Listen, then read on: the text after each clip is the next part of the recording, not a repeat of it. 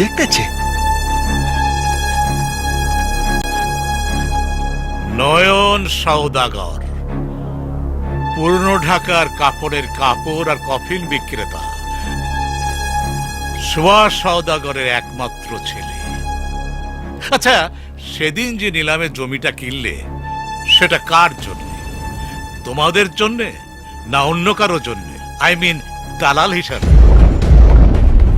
Sorry uncle, আপনার এই ওয়ার্ডটা ভালো লাগতেছে না। ভালো তো অনেকের অনেক কিছুই লাগে না, তাতে এই সোসাইটির কারো কিছু যায় আসে না। এই যে তুমি আজিম হাওলাদারের একমাত্র মেয়েকে পটিয়ে তার সমস্ত সম্পত্তির মালিক হতে চাচ্ছ, এটা তো আমারও ভালো লাগছে। আঙ্কেল, আপনি ভুল করতেছেন। সেদিন হিরো সেজে 10 কোটি টাকার জমি দালালি করে আমার নজরে পড়তে চেয়েছি।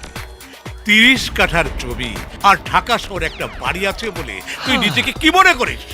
তুই ভাবলি কি করে একটা কাফনের কাপড় বিক্রেতার ছেলের সঙ্গে আমার একমাত্র মেয়ের বিয়ে হবে? আচ্ছা, আমার স্ট্যাটাস সম্পর্কে কতটুকু জানিস তুই? অস্ট্রেলিয়া থেকে মেয়েকে লেখাপড়া শিখিয়ে এনেছি, তোর মতো একটা পকেটে দালালের সাথে বিয়ে দেওয়ার জন্য নয়। কোয়াইট মিস্টার আজিম হাওলাদার, কোয়াইট।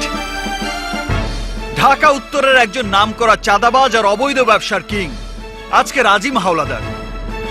রংপুরে গফুর মিয়ার 5 সন্তানের 3 নম্বর ছেলে আপনি। বাবা মার দেয়া নাম আবুল মিয়া। বাবা সহ 4 ভাই মানুষের বাসায় দিনমজুরের কাজ করে জীবন চালাতে।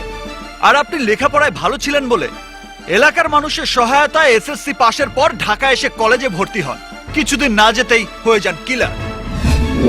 আর সেই সুবাদে বিভিন্ন জায়গা থেকে চাঁদা তুলে আর মাদকের ব্যবসার সাথে জড়িয়ে রাতারাতি হয়ে যান অনেক টাকার মালিক। আর আজকের আজিম হাওলাদার, যার বর্তমান স্থাবর অস্থাবর সম্পত্তির মূল্য মাত্র 123 কোটি টাকা। নয়ন, আবে চুপ! যা কই খাড়ায় খাড়ায় শোনেন। নো মোর টক। আপনার 7 পুরুষের সৌভাগ্য যে এই নয়ন সওদাগর আপনার মেয়েকে পছন্দ করেছে, না হলে আপনার মতো একটা ছোট লোকের মেয়েকে তার জীবন সঙ্গিনী করার কথা ভুলেও ভাবতো না।